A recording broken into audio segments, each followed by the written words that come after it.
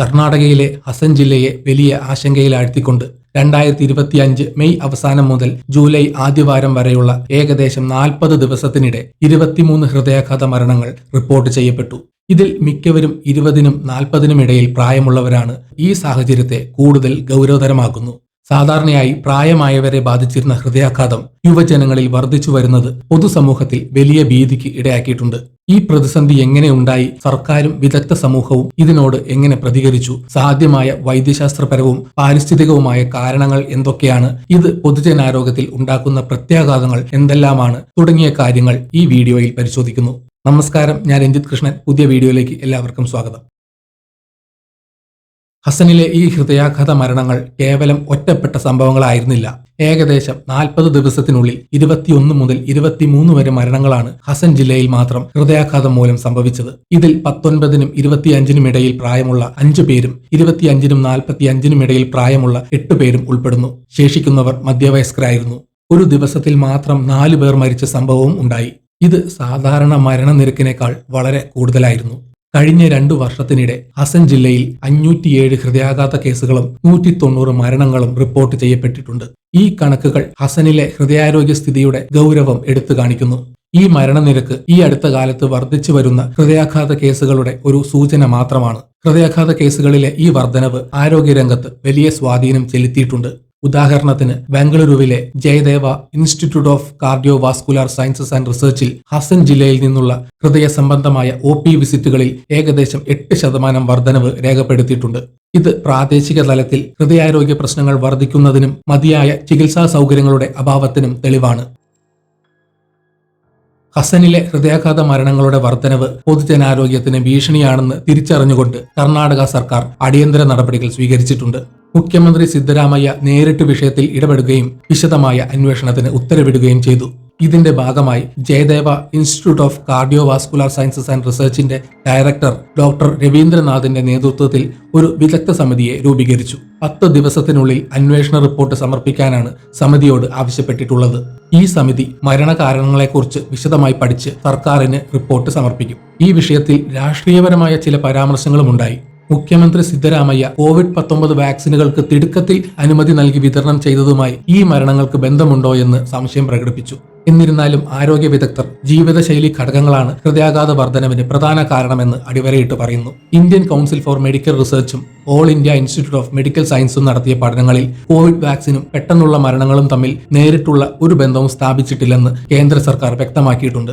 മറിച്ച് കോവിഡ് അണുബാധ ഹൃദയപേശികളിൽ വീക്കം, മയോകാർഡൈറ്റിസ് ഉണ്ടാക്കാനുള്ള സാധ്യത കൂടുതലാണെന്നും പഠനങ്ങൾ പറയുന്നു. പ്രതിരോധ നടപടികളുടെ ഭാഗമായി ഹസൻ ജില്ലയിലുടനീളം ECG, BP സ്ക്രീനിംഗ് ക്യാമ്പുകൾ സംഘടിപ്പിക്കാൻ തീരുമാനിച്ചു. കൂടാതെ പുനീത് രാജ്കുമാർ ഹൃദയജ്യോതി പദ്ധതികൾ പോലുള്ള ബോധവൽക്കരണ പരിപാടികളും ഹൃദയാഘാതം ഉണ്ടാകുമ്പോൾ ഉടൻ ചെയ്യേണ്ട കാര്യങ്ങളെക്കുറിച്ചുള്ള പരിശീലന പരിപാടികളും ആരംഭിച്ചു. ഈ സംരംഭങ്ങൾ ഹൃദയാരോഗ്യത്തെക്കുറിച്ചുള്ള അവബോധം വർദ്ധിപ്പിക്കുന്നതിനും നേരത്തെയുള്ള രോഗനിർണയത്തിനും ചികിത്സയ്ക്കും സഹായിക്കും. ഹസനിലെ ഹൃദയാഘാത മരണങ്ങൾക്ക് പിന്നിൽ നിരവധി കാരണങ്ങൾ ഉണ്ടാകാം. ഈ വിഷയത്തിൽ വിദഗ്ധർ വിവിധ സാധ്യതകൾ ചൂണ്ടിക്കാണിക്കുന്നു. ഹൃദയാഘാതത്തിന് കാരണമാകുന്ന പ്രധാന ഘടകങ്ങളിലൊന്ന് ജീവിതശൈലിയാണ്. വർദ്ധിച്ചു വരുന്ന മാനസിക സമ്മർദ്ദം, അനാരോഗ്യപരമായ ഭക്ഷണ രീതികൾ, വ്യായാമമില്ലായ്മ, മലിനീകരണം, പുകവലി എന്നിവയെല്ലാം യുവാക്കളിൽ ഹൃദയാഘാത സാധ്യത വർദ്ധിപ്പിക്കുന്ന ഘടകങ്ങളാണ്. നഗരവൽക്കരണം ഒരു പ്രധാന പ്രേരകമായി മാറുന്നു. ഫാസ്റ്റ് ഫുഡിന്റെ അമിത ഉപയോഗം, പഞ്ചസാരയുടെ അമിത ഉപഭോഗം, ആവശ്യത്തിന് വ്യായാമമില്ലായ്മ എന്നിവ പൊണ്ണത്തടി, ഉയർന്ന രക്തസമ്മർദ്ദം, പ്രമേഹം എന്നിവയിലേക്ക് നയിക്കുന്നു. ഇവയെല്ലാം ഹൃദയാഘാതത്തിനുള്ള പ്രധാന അപകട സാധ്യതകളാണ്. അമിതമായ ജോലിഭാരവും തെറ്റായ ജീവിത രീതികളും ഉറക്കമില്ലായ്മയും യുവാക്കളിൽ ഹൃദയാരോഗ്യത്തെ സാരമായി ബാധിക്കുന്നുണ്ട്. അതേസമയം വൈദ്യശാസ്ത്രപരമായ ചില ഘടകങ്ങളും ഇതിൽ പങ്കുവഹിക്കുന്നുണ്ട്. പലപ്പോഴും ഹൃദയാഘാതത്തിലേക്ക് നയിക്കുന്ന fatty deposits in the arteries, അതായത് എത്തറോസ്ക്ലെറോസിസ്, രോഗലക്ഷണങ്ങളില്ലാതെ മുന്നോട്ടു പോകാം. യുവാക്കളിലെ ഹൃദയാഘാത കേസുകളിൽ 25% പേർക്കും പരമ്പരാഗത അപകട സാധ്യത ഘടകങ്ങളൊന്നും ഉണ്ടായിരുന്നില്ല എന്നത് ഒരു ആശങ്കാജനകമായ കാര്യമാണ്. ഇത് ജനിതകപരമായ കാരണങ്ങളോ അല്ലെങ്കിൽ കീടനാശിനി പോലുള്ള പാരിസ്ഥിതിക വിഷവസ്തുക്കളുമായുള്ള സമ്പർക്കമോ ഹൃദയാഘാതത്തിന് കാരണമാകുന്നുണ്ടോ എന്നതിനെക്കുറിച്ച് പഠിക്കാൻ വിദഗ്ധരെ പ്രേരിപ്പിക്കുന്നു.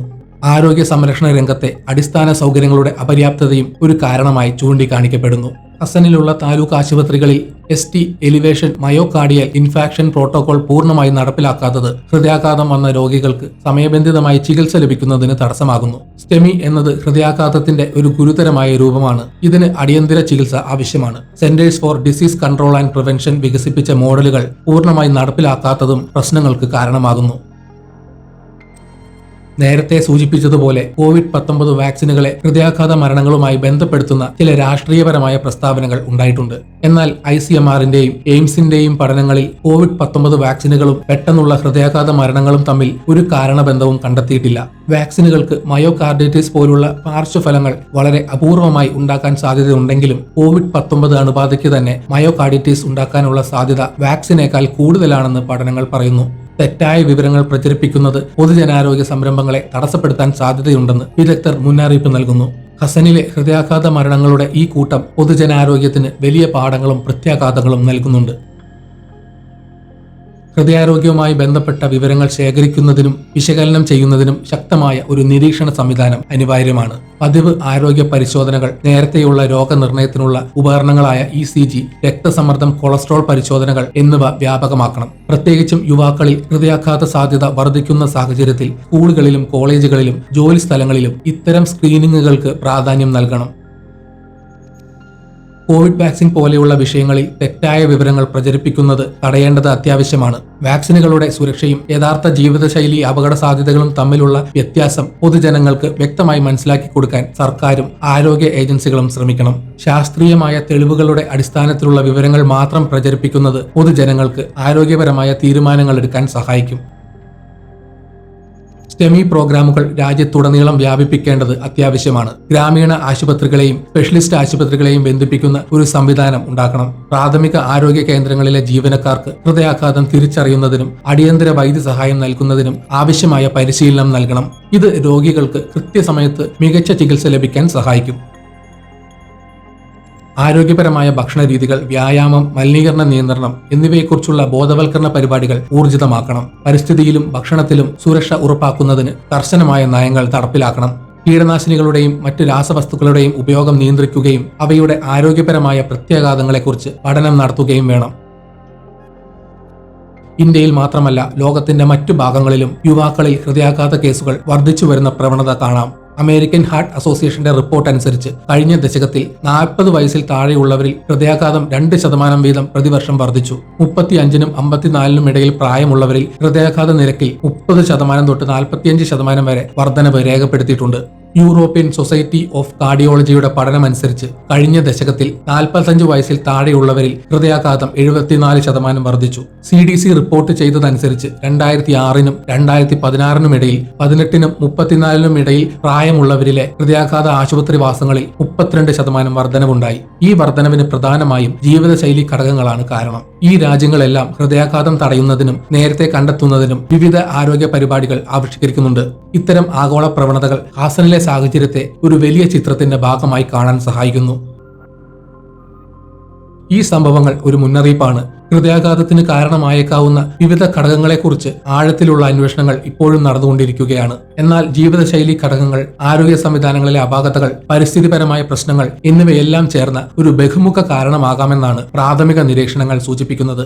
ഈ പ്രതിസന്ധിയിൽ നിന്ന് പാഠം ഉൾക്കൊണ്ട് പൊതുജനാരോഗ്യ സംവിധാനങ്ങളെ ശക്തിപ്പെടുത്തേണ്ടത് അത്യാവശ്യമാണ്. സർക്കാരും ആരോഗ്യ ഏജൻസികളും തമ്മിൽ സുതാര്യമായ ആശയവിനിമയം ഉറപ്പാക്കണം.